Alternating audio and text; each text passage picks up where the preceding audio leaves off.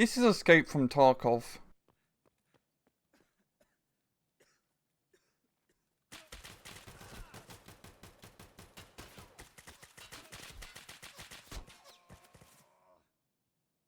It's the hardest first-person shooter I have ever played.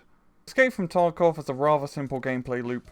You gear yourself up, make an expedition into the ruined city of Tarkov, loot as much as you can, and escape while avoiding hostile NPCs and other players.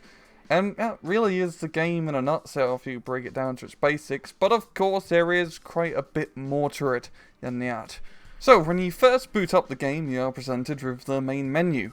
You will be spending a lot of time here. You got your stash, which is rare, surprise surprise, you store your gear, and then there is the market. There are 7 NPC merchants to buy and sell from, which all specialise in specific gear and items. Trapor sells basic equipment, Therapist got healing items, Fence is essentially a giant overpriced garage sale, Skier mostly deals in civilian weaponry and gear, Peacekeeper has some basic Western weapons, Mechanic has a bunch of crazy guns, and Ragman is essentially just Old Navy. You can level up your reputation with traders, which in turn unlocks better stuff to buy. This will involve you during Crash Traver, but we will get to that later. There's also a player market, which anyone can buy and sell any items or gear whatsoever. Honestly, I find this to be a better alternative than the NPC merchants, especially in the early game, as usually items on the player market are much cheaper. Speaking of gear, this game has a lot of it.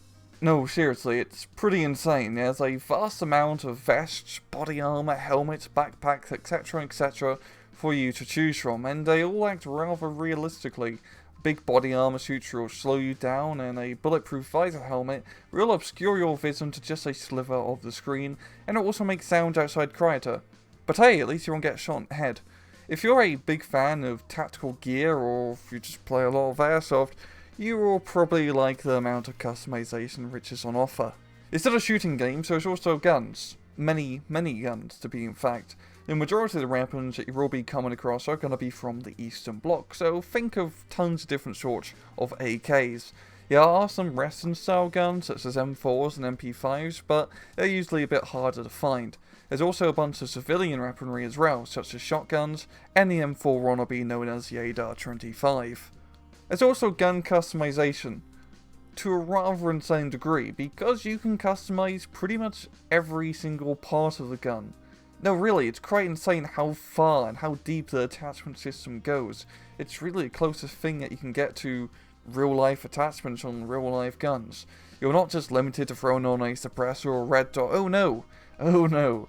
You can change the stock, the sights, the grip, the laser, the foregrip, the pistol grip, the barrel shrouds, the suppressors, the rail systems. You really get the idea. You can pretty much do what you want. Pretty much anything that is not a receiver on the gun can be changed around. There's also many sorts of different ammo types with different penetration and damage values, and you can make some pretty ridiculous guns if you so desire. So, with all the gear, you're probably ready to set off into the city of Tarkov.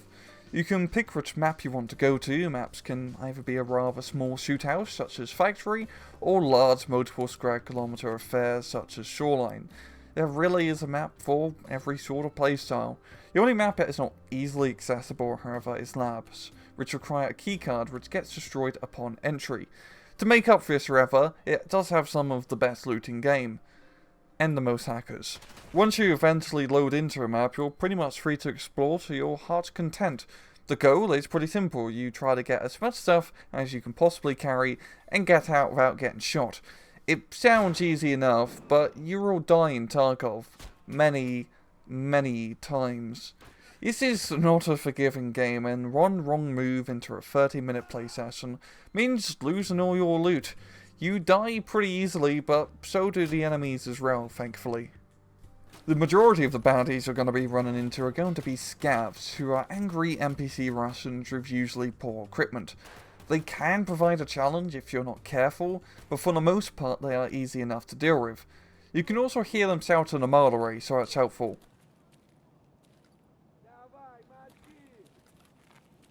Some of the scavs you may run into may actually be players, but we'll get to that a little bit later. There are also boss scavs which sometimes spawn, and as you can guess, there can be a rather real challenge to kill. They do drop high-end loot, however, to compensate for the challenge. Just remember, if you see Killer on interchange, shoot him in the legs. You have two PMC factions to pick from, Bear and USEC. It really doesn't matter which faction you're going to pick, as the people in the same faction will still just kill you, as there is no penalty for team killing. You're just going to get killed on sight. This game is just a giant free-for-all, after all. A lot of the enemy players you're going to be encountering are usually pretty well equipped, and I find pretty experienced at the game. Body armor is extremely important if you want to survive a firefight, and without the right ammunition, killing a kitted out player of armor is almost impossible. Remember, shoot them in the legs. You're most likely going to die a lot to these people in your first few hours learning Tarkov. And there's also some people who just load up with only a Mosin and a prayer who can snipe you across the map like Vasily Saistev. There are some netcode issues I've encountered so far of my time with the game. As you may be noticing, there are quite a bit of laggy and rubber banding issues which is happening, and it does get a bit annoying. Same with the lag spikes, which happen infrequently, but they do get me killed every now and again. It is frustrating, but not enough to ruin the game completely, however. I've not run into too many hackers, thankfully, but that's really due to the fact they're all playing on labs, and as I mentioned before, labs is all the best loot. So really, out of anything, this whole netcode issue and the hackers is pretty much the biggest issues I have with the game so far.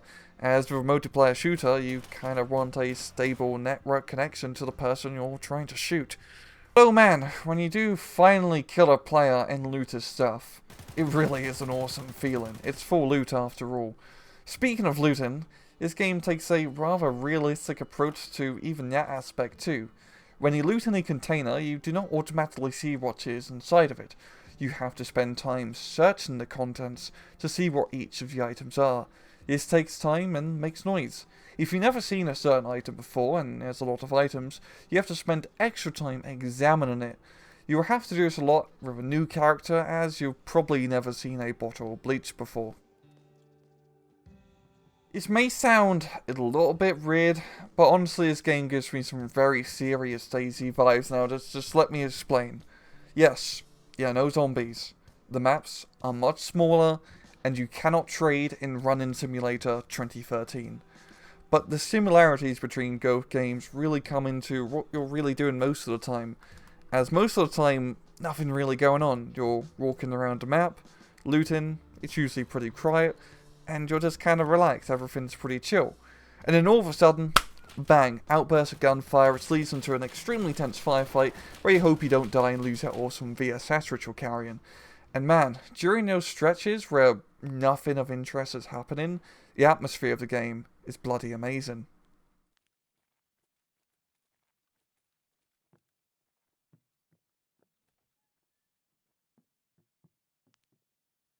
This game is not post-apocalyptic in any sense of the word. Everything is abandoned and most buildings are messy or poor lighting, but not to a nuclear degree.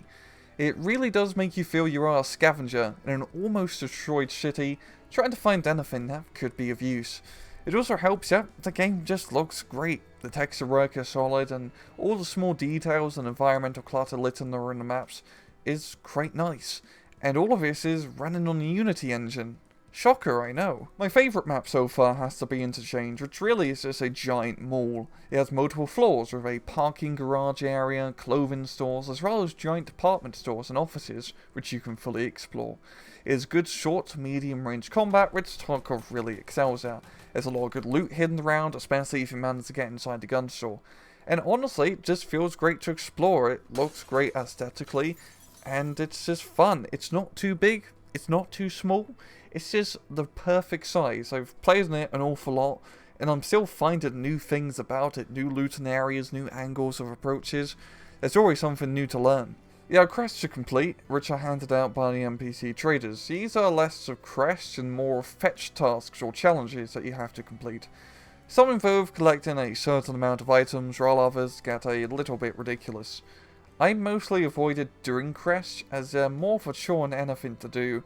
And frankly, it does unlock more gear that the traders will sell to you, but I honestly just buy everything from the player market. Hopefully this will get changed a little bit later on down the line, as honestly are not really that fun.